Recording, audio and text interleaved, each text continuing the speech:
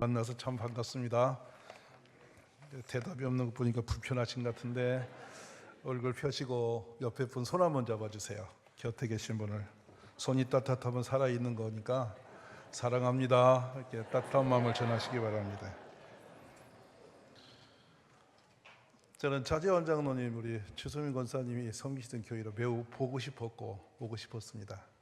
이렇게 함께해서 너무 감사하시고 또 우리 충신교회가 앞으로 큰 부흥의 역사가 있기를 간절히 바랍니다. 일본에 2개월밖에 농업을 할 수 없는 큰 도가 있습니다. 그 도를 삿포로라고도 하고 북해도라고도 하고 홋카이도라고도 합니다.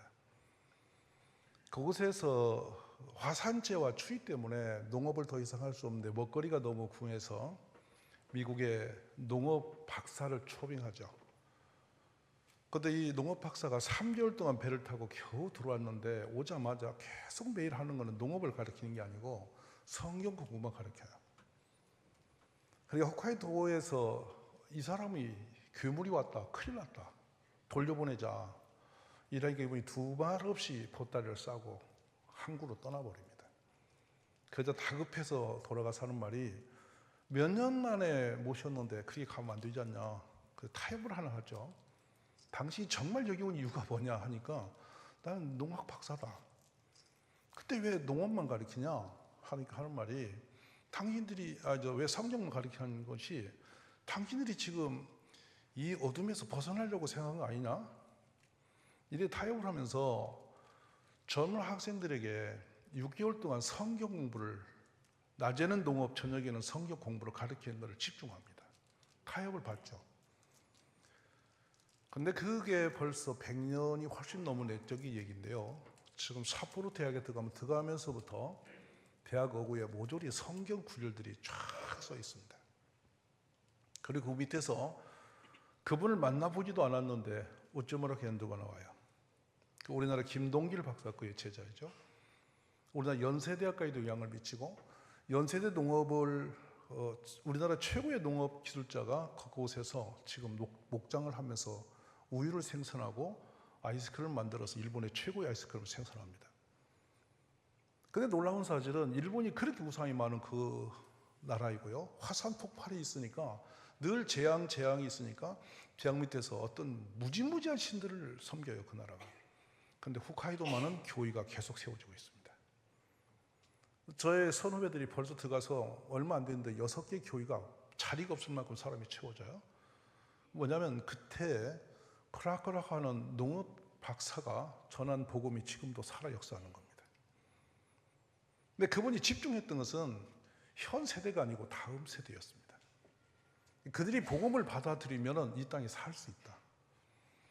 그래서 농업은 생명의 근원인데 농업보다 급한 것은 하나님 말씀이다. 근데 우상이 물러가고 그 땅에 복음을 받아들인 사람들이 세워지면서 정직한 농업 기술인들이 나오죠. 여러분은 한 몇 년 전이죠. 팬데믹이 있을 때 그때 일본이 그 중앙 정부와 홋카이도 도와 대충돌이 있었던 걸 기억할지 모르겠어요. 그때 그 공항을 차단시켰습니다. 근데 그 동네만 공항을 오픈시켰다고 덤볐죠. 그래서 중앙 정부를 거기는 직계적인 통치 권력이 있는데 그 권력을 도전했던 도예요. 근데 누구도 도지사가 할 사람이 없어서 30대 젊은이가 자칭 도지사가 되었습니다. 홋카이도에. 근데 그 친구가 중앙정부를 완전히 반역하듯이 끊어버리거든요.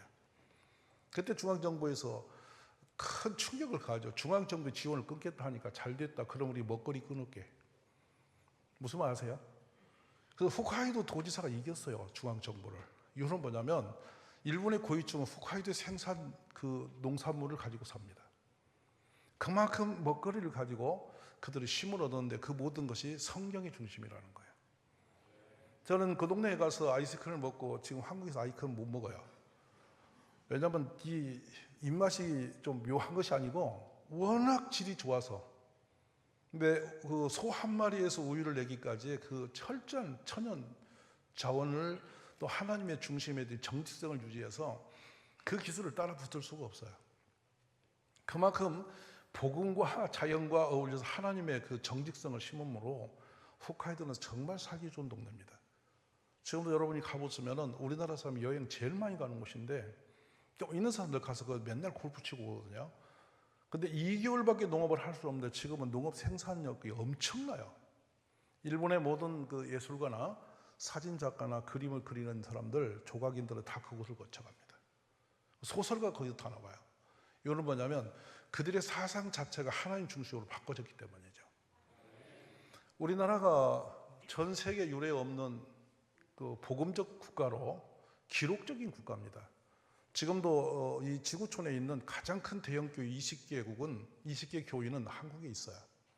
근데 빠른 속도로 흥황했다 빠른 속도로 지금 사라지고 있는데 여기에 큰 우리의 허술한 어떤 작전적 전략적 문제가 있습니다. 무슨 말씀이냐면 선교사님들이 우리나라에 들어올 때는 정말 앞이 보이지 않은 그때 와서 뭐에 집중했느냐? 어린아이들을 집중했어요. 그래서 오면서 가장 많이 세운 것을 학교 세웠고 바로 이어서 병원을 세웠어요. 그리고 일부 선교사님들은 상류층을 공략했어요.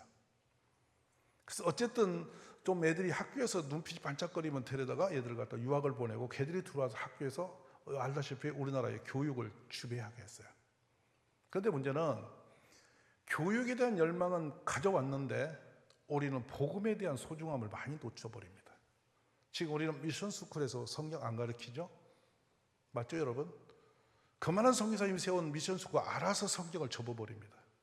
여러분 노방전도 요즘 안 하시죠? 뭐라고 말하냐? 왜 노방전도 안 갑니까? 학교 앞 전도 왜 안 갑니까? 하면은 국가법에 걸리니까 그런답니다. 국가는 학교 앞에서 노방전도 하는데 법을 정해서 여러분 제재하지 않습니다. 우리 알아서 미리 얼어갖고 안 하는 거예요. 성경은 복음이 문 열린 곳으로 향한 적이 한 번도 없어요.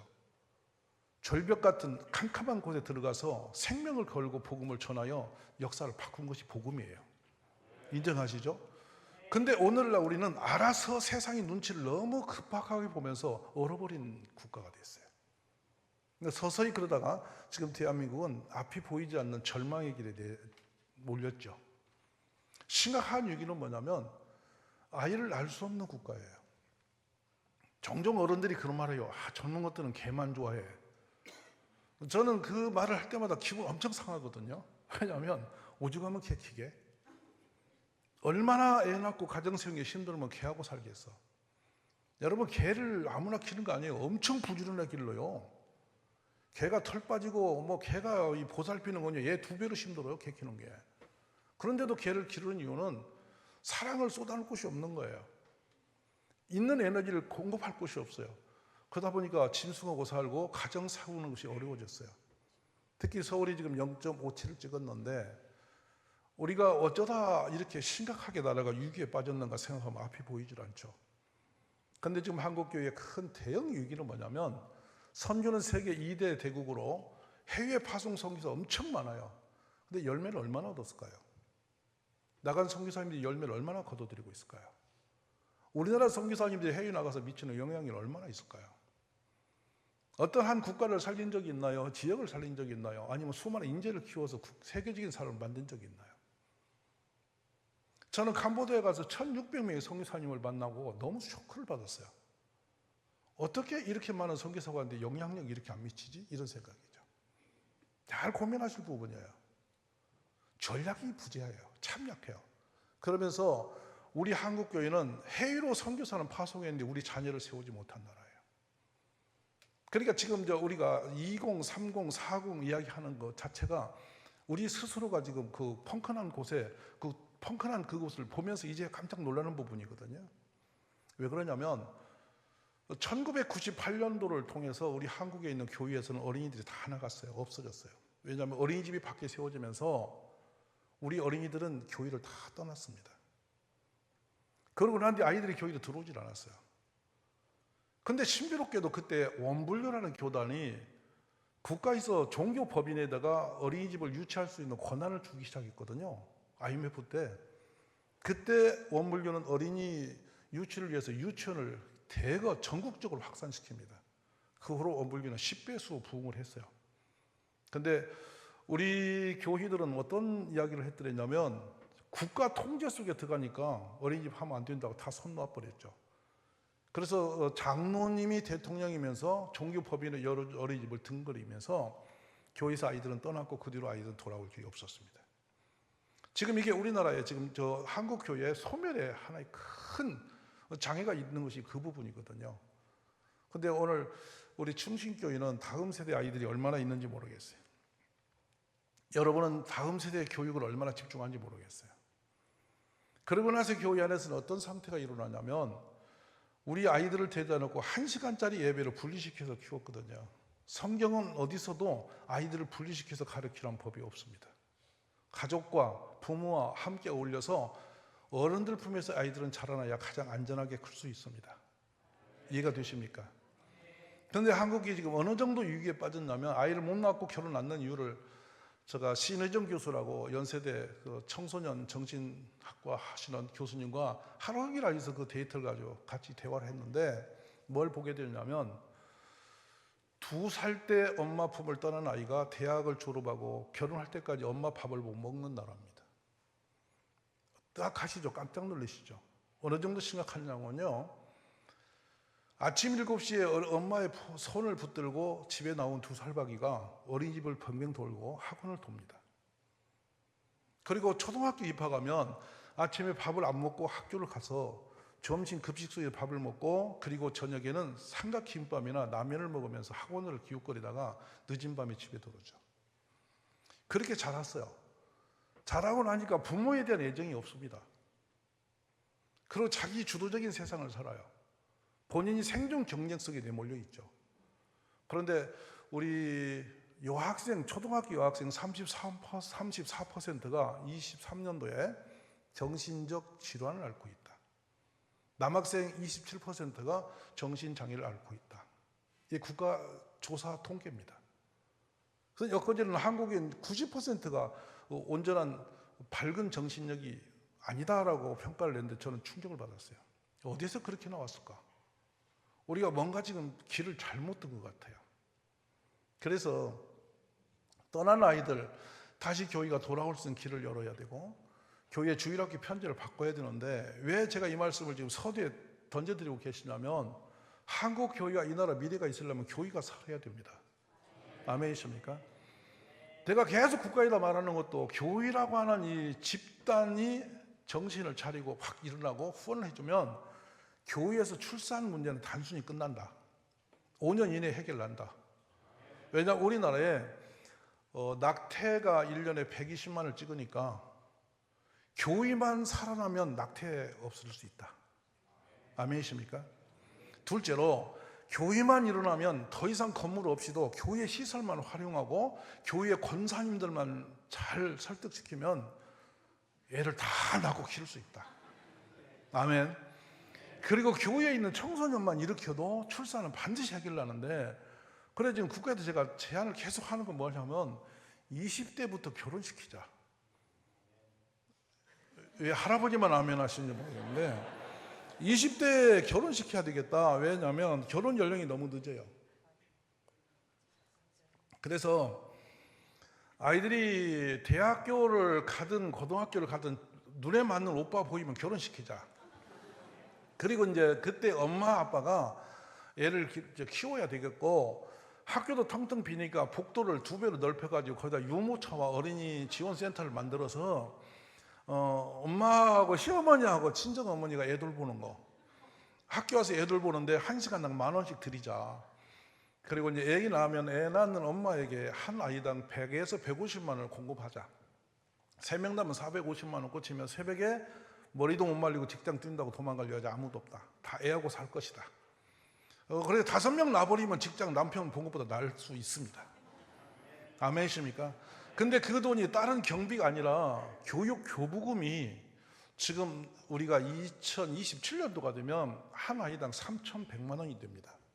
현재 아이들이 월 90만 원대 쓰고 있으니까 200만 원 이상이 남아요. 남는 그 교육 교부금을 엄마들 주머니 돈으로 보내서 애를 낳게 하자. 그리고 결혼을 늦게 하고 애를 안 낳으면 월급의 한 40% 그 세금을 물려서 결혼 안 하면 살 길이 없으게 만들어야 된다. 공감하시면 마음이 하세요. 이 자료 가진 국가로 올라갔어요.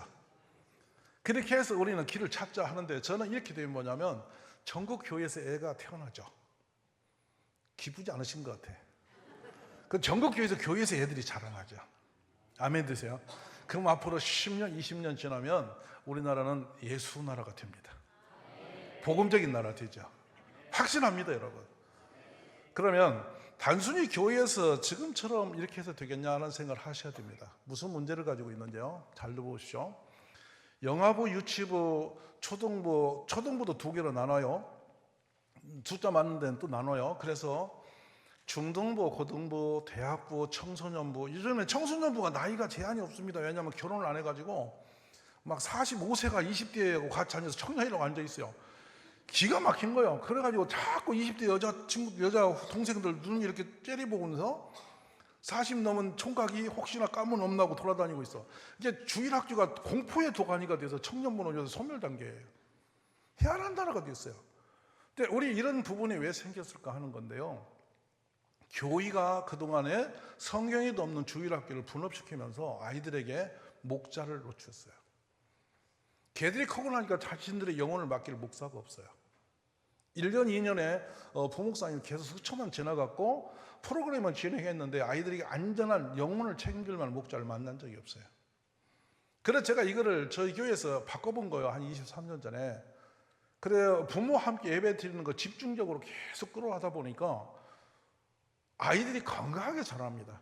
어른들의 품물 맛을 보죠. 그러니까 장로님들 앞에 거침없이 달려가서 인사하고 안겨볼 수 있는 아이들. 그러니까 부모 품을 일찍이 떠난 아이들이 교회에 들어오면 어른들의 도움과 사랑을 만큼 누릴 수 있어요.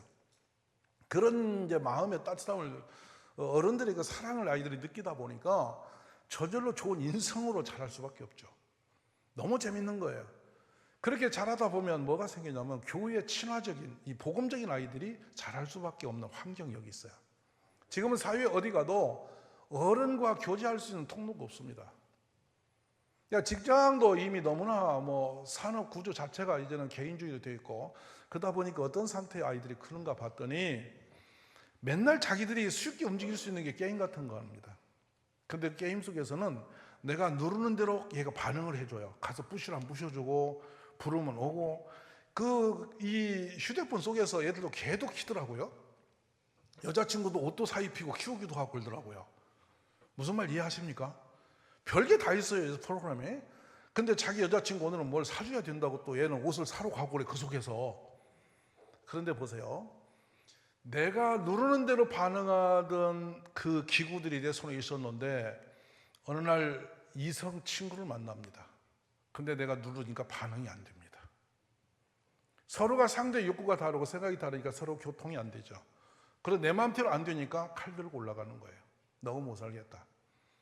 좋은 인성관계를 맺어본 적이 없는 아이들이죠. 자, 이렇게 황폐해진 아이들을 누가 길렀냐면 우리들이 길러낸 거예요. 자, 이런 부분을 두면서 우리가 오늘 만나는 성경 구절은 좀 보시기에 좀 불편하실 겁니다. 왜냐하면 출애굽 13장 19절 보시면 모세가 요셉에 뭘 가지고 왔어요? 이렇게 거룩한 주일날 하필이면 육을 얘기를 왜 하노? 그러실 겁니다. 자, 모세가 출애굽이라는 역사적인 사건을 지금 주도하고 있는 지도자입니다. 그런데 뜬금없이 무슨 유고를 지금 가지고 있어요.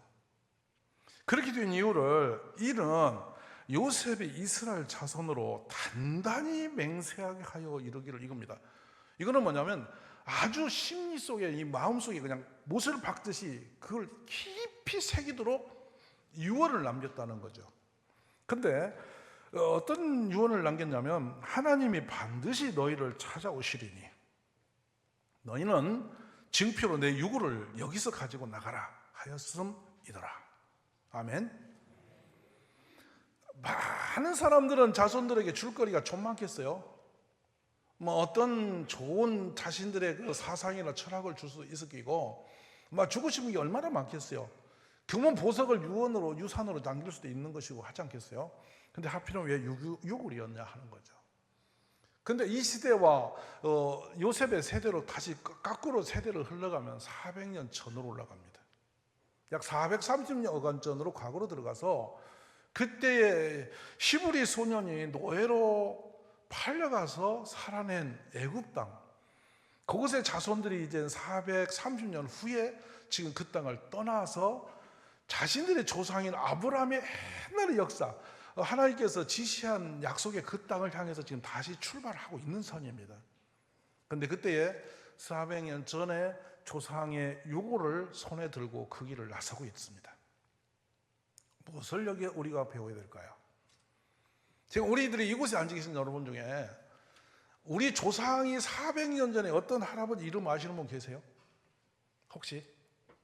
오늘 400년 전으로 올라가면 대정, 태세, 문단세, 예성년 이럴 때 아마 세종 때부터 시작해서 성종조쯤 되면 400년 전으로 갈 것 같습니다. 그때 우리 조상의 이름이 누군지는 알고 계십니까? 우리 할아버지가 누군지 기억을 하세요? 지금 여기서 무슨 얘기를 하고 있냐면 언약 백성의 위대함을 볼 수 있는 장면이에요. 내 조상이 품었던 하나님과의 언약의 약속을 대를 이어서 노예가 되어서 400년이 지났어도 그 언약은 살아있다는 거예요. 이것을 자손에게 물려주고 있는 거죠. 지금 우리나라 교회는 우리 자손들에게 무엇을 남겨주고 있나요? 우리 가문에는 우리 자녀들에게 무엇을 남기기를 원하시나요? 우리 교인은 이 충신교회의 미래에 무엇을 우리 자손들에게 다음 세대에게 남겨주고 싶어 하십니까? 그냥 막연하게 예수 믿어라 정도시겠습니까? 그냥 예수 믿으면 좋은 거다, 신앙심 갖는 게 좋은 거다, 이 정도로 여러분 우리 아이들이 자신을 지켜낼 수 있겠습니까? 얼마나 정부와 얼마나 우리들의 세상에 문화들이 쳐들어오는지 모릅니다. 어제 요 근래 나온 얘기 있죠. 이 지상에서 지금 동성애자가 가장 활발하게 인정받고 활동하고 있는 것이 이스라엘 중심에 있는 텔아비브에서 있다. 들어보셨습니까? 유대인들도 지금 흔들리고 있습니다. 이번 전쟁은 우연이 아니다. 하나님의 심판이 채찍이 그 속에 있지 않느냐라고 말하는 것은 이 신앙을 가진 학자들이면 다 같이 입을 열하는 얘기입니다. 어떻게 이스라엘의 핵심 중심의 텔아비브에서 이 동성애자들이 그토록 활보하고 법이 지원하는 그런 나라가 되어졌느냐, 그 땅이. 거기도 이미 하나님의 사상을, 이 복음을, 율법을 희미하게 내려놓지 않았냐, 이걸 질문합니다. 근데 우리 지금은 우리 교회가 선교사님들이 들어오셔서 가르쳤던 그 좋은 것들, 이 교회의 다음 세대에게 복음을 전하여 우리를 예수 믿는 것이 삶의 중심으로 세웠던 그 일들. 그래서 저는 어려서 가장 마음에 많이 남는 게 하나 있어요. 뭐냐면 믿어야 된다, 믿어야 산다, 믿어야 복을 받는다. 믿어야 된다라는 사실이 그냥 머리에 새겨졌었어요. 뭔지는 모르고. 그래서 제가 늘 의심한 게 있었어요. 그 마음에 불편한 게, 목사님 맨날 설교하시면 믿는 사람 복 있다고 믿으라고 그러는데 앉아서 제가 어떤 생각이냐면 믿고 싶은데 안 믿어집니다. 무슨 말 아세요? 믿는 방법은 안 가르쳐주고 맨날 믿어야 된다는 거예요. 그래서 저는 앉아서 늘 속으로 그랬다니까, 아니 나도 믿고 싶은데 안 믿어진다니까 목사님. 이러다 제가 지금 목사가 됐는데 심각합니다. 제가 지금 중요한 게 뭐냐면 그 어떤 것보다 중요한 것이 있어. 이 세상의 다음 세대를 향해서. 지금 우리 대한민국은 학벌의 싸움을 합니다. 그래서 3살 때 이미 신분의 결정이 난대죠, 우리 대한민국은. 그래서 어느 위치에 살고 있는 어린아이들은 어느 학원을 가면은 그 코스에 가면은 상위층 몇 % 간다라고 정리가 된대죠, 대한민국은. 그 리그전에 끼지 못하면 이제 2류가 되고 3류가 되면서 서서히 삶의 의미를 잃어버린대죠. 그런데 특정한 사람들의 세계만 길이 있고 나머지는 기회를 많이 갖지 못하니까 결혼도 애도 낳지 말자가 된다면서요. 그런 사회학자들이 말을 하는 것인데 사실은 우리가 인정하지 않을 수 없는 상황입니다. 그러니까 학원을 가기 위해서 학원을 보내는 나라가 세계 대한민국밖에 없어요. 저는 송도에 있는 우리 어떤 가족이 학원을 2군데 보내서 학원을 넣기 위해서 2군데 학원을 보내고 있대요, 지금. 그 학원에 넣는 게 희망이 되어서. 그럼 어때 예를 들었냐고요. 그러니까 이런 게 왜 나왔냐면 우리는 학벌 위주입니다. 그래서 세계에서 대학이 제일 많은 나라가 어느 나라게요? 요즘에는 대한민국에는 대학을 안 나온 사람이 없습니다. 심지어 노인대까지 생겨가지고 전 국민이 대학을 다 나와버렸습니다. 그래갖고 어린이도 대학 4강 모자 쓰고 유치원 나옵니다. 무슨 말 아시는 분들? 세계에 역사 없어요. 유치원생이 4강 모자 쓰고 나오는 거 없어요. 그건 학생 모자죠. 그걸 왜 유치원생이 쓰고 돌아다녀야 됩니까? 얼마나 배움에 목이 마르면 그랬겠어요. 그래서 대학이 우글탑이라 좋아요. 과거에는 못 배워서 우리가 슬펐으니까. 그래 배우면 된다. 그런데 배우는 길에 다 뛰어들어가지고 그 어떤 노선에 배우면 니거전을 했는데 그에서 또 선이 또 갈라지니까 그 선을 따라가다 못 따라가면 그냥 나고자 되는 이 세대가 됐잖아요. 과연 우리가 학문이 이 세상에 행복지수를 다 만들어주고 사람다운 것을 다 책임져 줄까요? 근데 종종 묻습니다. 학문이라는 것은 사람의 됨됨을 사람들에게 하는 것이 학문이다. 공감하시면 대답해 보세요. 그런데 우리나라 교육이 사람 됨됨이가 되어지는 학문입니까? 서로가 경쟁 체제 속으로 내몰려가지고 거기서 밀리면 사람 대접을 못 받는 나라가 되어서 학문이 사람 잡는 학문이 되지 않았습니까? 근데 과연 그렇게 열심히 학문 하나를 위해서 뛰어들고 주일학교는 빠져도 교회에서 보통 그래요. 믿음 좋은 분들이 학원은 빠지면 죽는 줄 알아도 주일학교 안 나오면 쉬라고 놓아두는 부모 많습니다.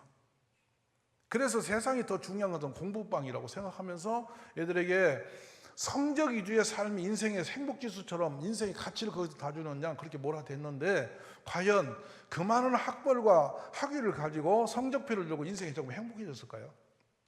우리 인생의 의미 거의 다 채워지고 있을까요? 근데 성경으로 그러면 돌아가 보겠습니다. 저는 성경을 보다가 종종 갑자기 충격을 받는 어떤 대목들을 만나는데 창세기 1장 26절을 보면서 갑자기 제가 충격을 받았습니다. 하나님이 천지를 창조하시면서 하나님의 모형과 형상으로 마지막 작품을 사람을 지으세요. 그러시서 뭐라고 하냐면 모든 피조물을 지으신 것을 그에게 맡기려고 지으셨다고 그랬어요. 하나님이 지으신 모든 걸 맡기는 것, 그 맡길 수 있는 대상은 사람이었다는 건데 그 사람이 무능해서는 안 되니까 하나님의 모형과 형상으로 다져진 그 사람을 하나님이 피창조하신 겁니다. 그리고 그의 부인인 하와를 그에게 주시기 전에 그에게 약속을 먼저 하십니다. 아담에게 뭘 하시냐면 너는 동산 중앙에 있는 저 선악과는 절대 먹지 마라. 먹으면 정령 죽는다. 아멘. 우리 너무도 잘 알고 있는 성경 구절이에요. 그런데 아담은 그 후로 하나님이 주신 그 여인 하와와 함께 뱀의 말에 넘어가서 그 선악과를 먹고 무너져 버립니다. 그러면 우리가 여기서 상대성을 갖는 거죠. 아담이 무너진 이유는 왜냐고 우리가 말한다면 딱 한 가지입니다. 믿음이 없기 때문에. 인정하십니까? 뱀의 말이 더 신뢰가 있었고 먹음직 부함직 탐스러질 만큼 더 끌림이 컸고 하나님 말씀 먹으면 죽는다는 제약 조건만 걸린 것으로 훨씬 메리트가 뱀의 말에 더 끌림이 컸다. 그것만 먹으면 네가 하나님처럼 되지 않겠냐라는 것에 끌려서 거침없이 뱀의 말에 중심을 실어서 뱀의 말을 믿고 하나님 말씀을 버렸다. 그들의 인류는 오늘까지 아담의 후손으로서의 그 원죄를 벗어나지 못했다라는 것입니다. 이해되셨죠?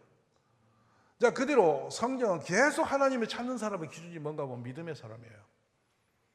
그래 믿음의 사람을 찾다가 노아를 은혜 입혀서 이 세상의 사람을 다 기시게 하는 거 다 쓸어 없애버리고 그런 이제 창이란 그 물속에서 자기 가족만 구원을 받고 살아남았는데 노아는 농업을 짓고 포도나무에서 열매를 먹고 취해가지고 옷을 벌거 벗어버리고 자기 아들을 저주해버립니다. 맞죠 여러분? 하나님 보시기에 선하지 않은 상황이 일어나 버립니다. 어떻게 아버지가 술을 먹고 옷을 벌거벗고 그 치부를 보인 아들을 또 갖다 그 영원히 자손 제대로 저주를 부어버릴 수가 있겠어요? 그리고 한 사람은 갈대 우르에서 하나님이 차인 사람이 아브라함이죠. 기억나십니까? 아브라함을 보신 것은 느헤미야 9장 8절에 딱 한 가지입니다. 그의 마음에 충성됨을 보시고 이거는 변함없이 어떤 상황에도 그의 중심이 흔들리지 않을 사람인 것을 인정하시고 그리고 모든 족속들이 가지고 있는 땅을 모조리 그에게 주시기로 결심을 하셨다라고 합니다. 아멘. 아브라함은 과연 그 길을 걸었습니다.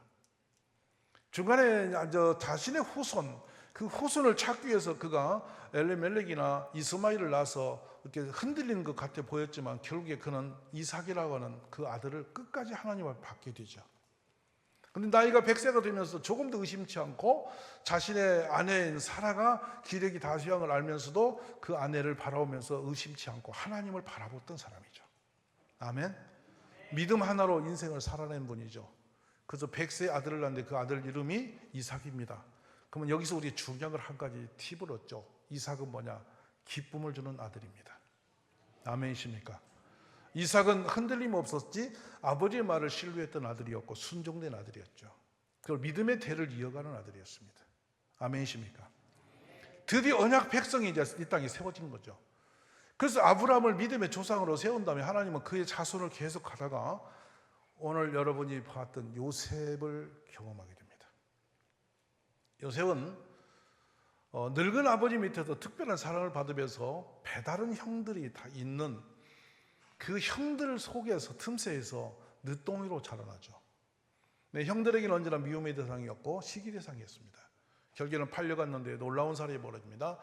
이 드디어 요셉을 만났을 때 이 맡김, 다스림이 그대로 그 삶에 그들이 얹혀지는 걸 우리가 만나게 돼요. 왜냐하면 바디발의 집에 갔을 때 요셉은 노예로 팔려갔는데요, 그 주인인 바디발이 그가 성령에 충만한 사람으로 그가 하는 모든 일에 형통을 보면서 자신의 집안의 모든 재물을 그에게 다 위탁해 버립니다. 아멘. 근데 그가 맡는 데부터, 그가 맡을 때부터 하나님 여호와께서 그에게 복을 주셔서 그가 하는 모든 일에 형통케 함으로 맡겨놓고 보디발은 기쁨이 충만합니다. 너무 재밌습니다. 근데 그 집에서 그 멋진 요셉에게 욕심을 낸 여자가 나왔어요. 나왔죠, 여러분? 여러분, 여기서 한 가지 우리가 본다면 보디발의 아내는 아주 아름다운 여인이었을까요? 힘든 여자였을까요? 상태를 한번 우리가 점검해 봅시다. 당대의 왕 밑에서 최고의 권세를 가진 지도자였으면 그 사람은 아무래도 당대의 탁월한 여인을 데려다가 자기 부인으로 삼았지 않겠습니까? 이해하시면 그냥 아멘 하세요. 근데 그 여인이 다 내보내고 아무도 없는 그 고요한 성처럼 큰 집에서 요셉 씨를 사모하고 사랑한다고 날마다 유혹을 하면 요셉이가 어떻게 견디겠어요? 잘 보세요. 삼손도 귀로 죽다가 머리 잘렸어요. 근데 요셉은 전혀 흔들리지 않고 어떻게 하나님 앞에 내가 범죄하리요? 누구를 의식했어요? 하나님을 의식하며 살아내므로 그 유혹을 흔들림 없이 이겨내고 드디어 그 자신의 중심 때문에 감옥에 갑니다. 근데 감옥에 갔는데 감옥에서 여러분 그 요셉은 감옥살이의 모든 살림살이를 도맡아서 관리하는 자로 또 인정을 받아요. 위탁을 또 받아요. 근데 감옥이 잘 됐습니다. 묘하죠. 왜냐하면 지금처럼 국가 예산으로 감옥을 하는 게 아니라 그 당시는 죄인들을 잘 관리해서 자급자족하는 그런 형무소였으니까요. 근데 그 살림을 전부 다 요셉이가 책임지고 맡았더니 바라볼수록 그 요셉이가 그 감옥을 관리할수록 감옥은 더 좋은 구조로 바뀌고 있었어요. 소문이 소문을 낳고 드디어 하나님이 기가 막힌 역사를 일으켜서 이제는 바로왕의 관원장들을 감옥에 보내서 요셉과 만남을 주고 그들의 꿈을 해몽함으로 그들은 살아남게 되고 죽을 자는 죽게 되고 드디어 꿈자리에서 시끌벅적한 꿈을 꾸고 바로가 정신을 못 차릴 때 그 꿈 해몽자로 이제 바로 앞에 요셉이는 불려나가면서 면접을 보게 되죠. 근데 어떻게 잠자리에서 꿈을 꿨는데 벽의 머리에서 혼자 꾼 꿈을 요셉이 그렇게 뚫어서 알게 됐을까? 신통망통한 사람이 나타난 거예요. 요셉은 그렇게 지구촌의 최고의 강한 나라의 지도자를 그렇게 대면하게 됩니다. 그리고 그 마음이 너무도 놀라워서 바로는 그날부터 자신이 찍는 인장 말고 모든 권한을 다 맡겨버리는. 할렐루야. 자, 여기서 제가 지금 무슨 얘기를 우리가 보기 원하냐면 맡았다. 그리고 그런 맡은 것을 갖고 뭐 했냐? 통치했다, 다스렸다, 운영했다 뜻을 갖습니다. 아멘. 근데 요셉이 맡을 때에 본인의 실력도 탁월했지만은 그 명철과 신령함도 있었고 성령도 충만했지만 하나님이 도우시는 사람이었다는 거예요. 불량자였으면 하나님이 주었던 것도 거둬들이시죠. 근데 요셉은 하나님 보시기에 심히 기뻤던 사람이라는 겁니다. 중심이 흔들리지 않았다는 사람이죠. 그는 인성적 탁월함에 의해 하나님의 기름 부으심이 함께해서 나라를 다스렸는데 얼마나 애굽 땅의 통치력이 탁월했는지 그가 총리로 있을 때에 이뤘던 그 정치적인 영향력이 400년 동안 살아있는 사람만큼이나 역사를 일으켜서 바로왕의 후예들과 그 민족들은 요셉을 생각하면 그 후손들까지도 존귀한 자로 인정하면서 고센 땅에서 무수한 사람들이 민족을 이룰 때까지 지원하도록 되었다는 사실입니다. 아멘 되십니까? 자, 하나님이 찾으시는 그 사람, 우리가 세워야 할 그 사람이 어디 있다고 생각하십니까? 저는 우리가 선교를 생각하신다면 저는 그런 생각을 합니다. 사람을 보내는 게 선교인데, 믿음의 사람이 가서 복음의 영향을 전달하는 게 선교인데, 바울 한 사람이 일어남으로 전 유럽을 휩쓸어버린 그 복음의 능력이 오늘 시대 그런 사람이 필요한 시대 아니겠어요? 아멘이십니까? 근데 지금의 교회의 구조에서 그런 인물이 나오리라고 생각하십니까? 교회는 그와 같은 바울 같은 인재를 기르고 있나요? 율법으로 완성된 사람입니다. 그리고 하나님의 신뢰성이 하늘에 닿은 사람입니다. 거기다가 성령의 기름 부심이 임해서 바울은 그 위대한 길을 걸을 수가 있었던 것이죠. 그렇다면 현재 주일학교는 그런 구조를 가지고 있느냐는 것입니다. 여기서 우리가 잠시 생각을 멈추고 다시 한번 정비할 것은 뭐냐면, 우리 자녀들이 교회에서 태어나고 교회에서 커야 된다는 사실입니다. 교회에서 자라나게 해야 된다는 얘기죠. 세상과 단절하는 얘기는 아니에요. 세상 속에 살되 교회에서 365일 동안 계속 하나님 말씀의 영향력을 받고 클 수 있는 구조를 만들어야 된다. 인정하십니까? 그래서 애들이 눈을 뜨면 하나님을 생각하게 만들고, 매일 성경 말씀을 암송하게 하고, 매일 예배자의 삶을 살아가게 하고, 기도자의 삶을 살게 만들고. 아멘이십니까?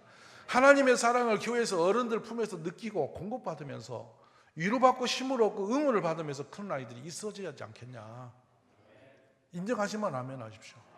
제가 이런 상황을 보면서 실제로 걸어온 길에 너무 감사한 것은, 요즘에 이제 어린이집을 저희가 하는데 194명의 어린이집에 있습니다. 월요일날 4시간 전 성경 공부만 해요, 애들이. 그리고 애들이 예배를 월요일날은 점심 때까지 예배만 내리드리면 성경 유오고 찬송하고 예배드리고 계속 하거든요. 근데 참 신나는 일이 있어요. 엊그제도 가서 보니까 월요일날 애들한테 가니까 애들이 찬송이 나오면 무조건 두 손 번쩍 들고 춤추기 시작해. 예배당 의자에 올라가서 춤을 추면서 할렐루야를 외치고 손을 들고 찬양을 하기 시작해. 근데 4, 5살 된 애들이 성경의 스토리를 들고 집에 가서 엄마하고 토론을 하는 거야. 엄마, 물이 포도주가 됐다는데 말이지. 엄마 그게 어떻게 된 거 알고 있어? 물어. 근데 교회 안 다니는 엄마는 그 얘기를 처음 듣잖아. 그러니까 얘가 그 말을 자꾸 매일 하면서 알도 못하는 노래를 하고 다니면서 예수님 찬양을 불러대고 하나님 사랑해요 불러대고 맨 이상한 노래를 부르고 다니는 종일 흥얼거리니까 엄마가 너무 궁금해서 저한테 전화 오지 않겠어요? 애를 뭘 가르치는데 물이 포도주다고 되도 않는 얘기를 하고 있는데 이게 뭡니까? 이리 하니까 성경이 궁금한 거 아니겠어요? 그래 결국에 여러분, 애가 맞다는 것을 엄마는 지지하고 싶어지고 알고 싶어지는 거죠. 그래서 교회에 오게 됩니다, 부모가. 할렐루야. 그래서 누가 그런 말이에요. 교회에서 성경 가르치면 되냐고, 어린이집에서 그러면 큰일 나지 않냐고. 괜찮습니다. 애들이 성경 말씀을 받고 자라는 애들보다 건강하고 안전한 아이가 없어요. 아주 정직하고 올바른 아이가 말씀 속에 크는 겁니다. 인정하십니까, 여러분? 어떤 애절 교육으로도 불가능한 것을 성경 말씀을 가지고 지도받는 애들보다 더 바른 아이가 없습니다, 이 땅에. 아멘 되십니까? 저는 그래서 우리 어릴 때부터 교회에서 아이들이 자라나고 학교가 끝나면은 하루 학원이 아니라 교회로 들어와서 오후내 같이 놀고 같이 공부하고 지네끼리 같이 오름을 하고 그 저녁 밥을 교회에서 먹고, 교회 식사 시간이 되면 지네끼리 이제 서로 모여서 팀을 구성해서 밥을 먹으면서 토론하는데, 성경 구절을 반드시 외워야만 저녁밥을 먹거든요. 그 그룹에서 한 명만 성경 구절을 못 외우면 전체는 밥을 굶어야 되는 거예요. 그러니까 한 명이 머리가 안 좋은 애 만나면 1년에 고생합니다. 걔를 같이 끌고 가야 되지. 그러다 보니까 1년에 못해도 40절 이상의 성경 구절은 아이들이 외우게 된단 말이에요. 그리고 어른들 만나면 애들이 벽이 없이 만남을 가지니까 이제는 이 세대를 넘은 아이들의 사랑의 공급을 교회에서 받게 되죠. 이런 아이들이 주일날 교회에 와서 예배를 드리고 목사님의 설교를 계속 받아 써서 2시간 동안 모여서 그 설교를 가지고 애들이 토론을 하고, 이 말씀이 무슨 말씀이냐, 나는 이렇게 듣는데 너는 어떻게 들었노? 이렇게 해서 애들이 자라나게 되니까 말씀 속에서 믿음이 자란단 말이죠. 아멘이십니까? 그리고 나서 방학 때에는 뭘 하냐면 우리 애들에게 적어도 영어나 수학만큼은 뒤지지 말아라. 그래서 수학 공부만큼은 수포자 없도록 만든다. 초등학교 우리 아이들은 수포자 없도록 하기 위해서 별짓을 다 합니다. 그렇게 해놓고 영어는 초등학교 졸업할 때 자유롭게 외국인하고 대화할 수 있는 수준만 가져라. 나머지는 네가 공부해라. 그러다 보니까 교회에서 아이들이 잘하는 것이 부모들의 만족도가 높아지고 자신만만해지죠. 그래 지금은 이제 방학 때가 되니까 다음 주에 들어옵니다만은 이번에는 이제 미국에서 UCLA하고 캘리포니아 주립대 아이들이 들어옵니다. 언제는 옥스퍼드 애들이 오고 캠브리지 애들이 오게 되고 런던 칼리지에서 들어오게 되고 아이비리그에 있는 모든 대학 애들이 들어와서 여름 방학 동안 아이들하고 한 달 동안 같이 홈스테이를 하게 해요. 그래서 외국의 탁월한 아이들과 어울려서 언니와 형들과 어울려서 방학 시즌을 보내게 되니까 여름방학 애들이 엄청나게 도전받는 시절이죠. 그리고 나서 애들하고 주말에 되면 경복궁을 돌고 서울 명동에 쇼핑을 하고 같이 여행을 다니면서 한 달 동안 정을 붙어놓으니까 헤어지려고 하면 막 서로 울고 난리가 나요. 그래 놓고 걔들은 계속 통신으로 애들끼리 교제를 하게 되죠. 자, 왜 이런 일을 해느냐? 교회만이 줄 수 있는 축복된 구조라는 것입니다. 아멘 되십니까? 저는 이 운동이 전국 교회 운동이 되었으면 바라는 마음으로 계속적으로 컨퍼런스 해드리고 하기를 바라는 거예요. 왜냐하면 외국에 우리나라에서 우리가 입양으로 떠난 우리의 다음 세대들의 비참한 슬픔은 안 가본 사람 모릅니다. 뉴저지에서 제가 우리 한인 유권자 협회 김동석 박사를 만나서 같이 대화를 나누다 굉장히 제가 충격을 받았어요. 입양을 떠나서 우리나라 아이들이 미국의 시민권 없이 길에 그냥 내버린 사람들이 노숙자도 아닌 버려진 사람이 3만 명이 넘습니다. 여기서 복지회를 거쳐서 외국으로 갔는데 그 아이들이 내버려져서 한국인인데 자기 정체성을 버리고 길에 버려져 있습니다. 그런데 입양을 떠난 우리의 자손자녀들이 어머니의 고향 땅, 아버지의 고향 땅이 얼마나 그리운지 모릅니다. 근데 돌아올 길이 없습니다. 저는 이번에 이런 통로를 국가 전략으로 방학 때라도 불러들여서 우리나라 한국에 다시 한번 어머니 고향을 맛보기를 원한다 이거예요. 작년에 우리가 그 파리에 있던 우리 입양아 자음 후손 아들 둘을 데려와서 한 달 살아보니까 한 녀석은 여기 등촌동에 정착을 해버리더라고. 그래서 애문단 나라에 우리의 후손이라도 끌어들이는 작업을 해야 되겠다 생각하는데 그것도 교회 중심으로 오는 겁니다. 아멘이십니까? 그래서 교회 중심으로 믿음으로 살아가는 사람보다 안전한 사람 없죠. 그러면 왜 제가 이런 말씀을 우리가 가져야 된다고 말씀 전하냐면 세상에서 보세요. 학벌 좋고 성적이 엄청 좋은데 믿을 수 없는 인간이라면 어쩌랍니까? 믿을 수 없는 인간.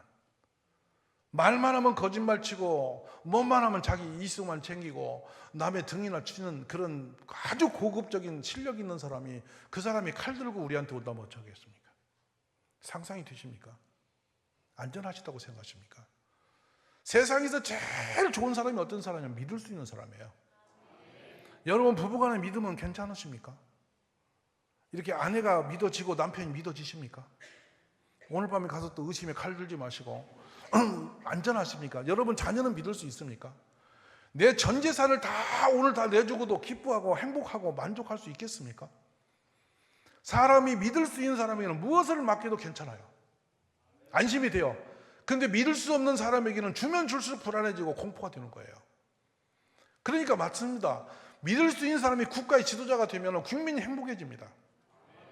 세워놓고 불안한 거예요. 못 믿으니까 자꾸 마음이 힘들어지는 거고 나라가 움직이는 거예요. 우리는 이 세상에도 믿을 수 있는 사람을 너무나 만날 수가 없어요. 그러면 여러분 교회 오시면 여러분 목사님은 믿어집니까? 대답 않는 이유는 뭡니까? 믿으십니까? 목사님이 뭘 하든지 우리 목사님 하는 건 틀림없어. 우리 목사님은 정말 안전한 분이야. 목사님이지. 어디다 놔도 목사님이지. 목사의 그 길에서 벗어나지 않아. 이런 신뢰성이 있으면 거기에 살아요. 아멘이세요? 저는 그래요. 설교력에 탁월한 목사님이 설교가 들려오는 기간은 6개월 뿐이래요. 그 다음에는 진리로 살아가는 거래. 믿음으로. 그냥 우리 목사님 인정하니까 거기에 다닐만 맛이 난다는 거야. 그러니까 부부간에도 연애시일처럼 막 밤잠 안 자고 대화를 하는 부인을 만나면 말라 죽어. 근데 그 흥분된 마음 그냥 계속 설렘이 잘 되면 15일에 끝날 수가 있고 15일 끝나도 나쁜 건 아니래요. 그것도 정상이래. 자동차 사서 자동차에다 막 여러분이 막 반짝거리고 하고 막 뭐 걸고 다니는 거 석 달 지나면 더 닦으면 여러분이 정신적으로 문제 있는 거야. 아무리 좋은 차도 좀 지나면 그냥 타는 거지. 그 맨날 가서 닦고 잡고 앉는 거라고. 무슨 말 아시는 분만 따라 아멘 해봐. 근데 우리가 부부간에도 한 6개월 정도 서로가 막 직장에서도 마누라가 보고 싶고 남편이 보고 싶고 여보 뭐 해요? 점심 뭐 먹었어? 이렇게 물어보는데 그 부인이 10년만 그렇게 물어보면 나중에 돌 아픈다니까. 그냥 알아서 먹었겠죠. 편히 있는 게 편한 거야.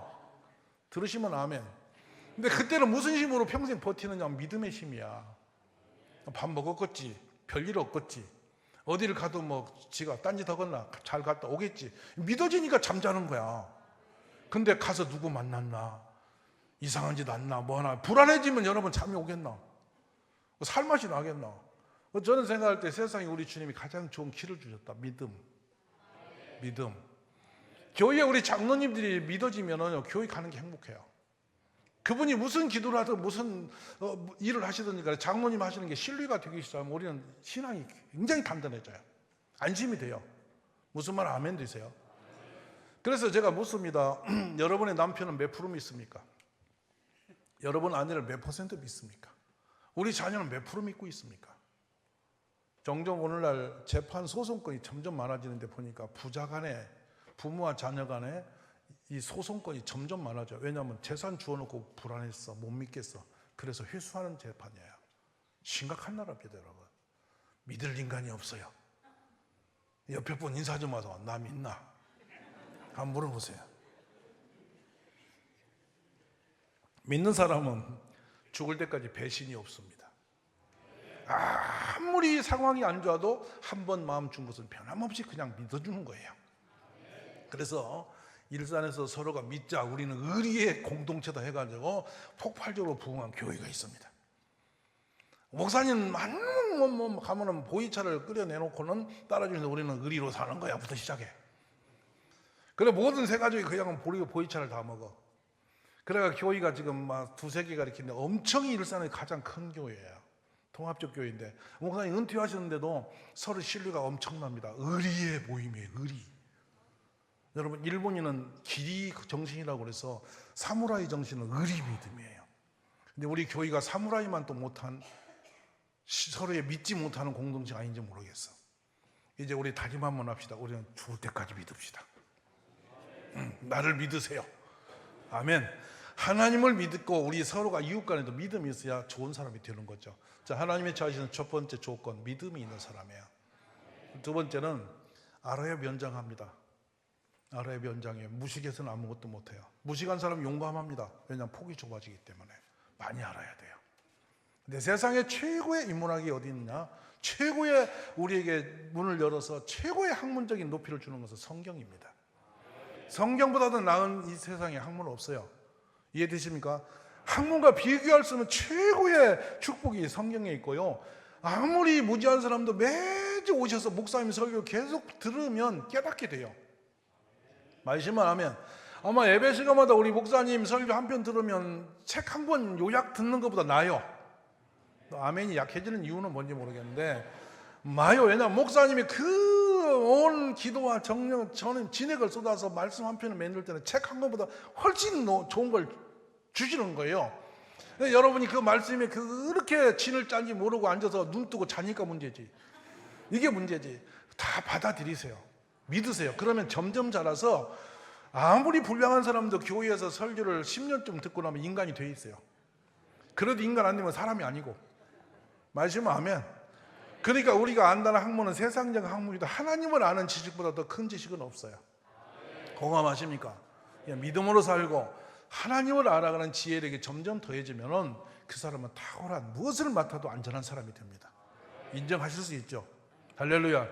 겉으로는 정직한 사람인데 정직이란 뭐냐면 책임지는 사람이에요. 한번 나오고 살자 그렇게 했으면 죽을 때까지 그 사람 책임지는 사람. 말씀 아멘. 이 인간이 책임을 안 지니까 다 사고 나는 기라. 책임을 안 지니까 무책임하니까. 한번 따라할래요. 무책임한 그 인간은 사람이 아니다. 책임을 질 수 있어야 돼요. 가족도 책임지고 자신도 책임지는데 제일 먼저는 자신의 말을 책임지는 사람. 이 사람 믿을 수 있는 사람이에요.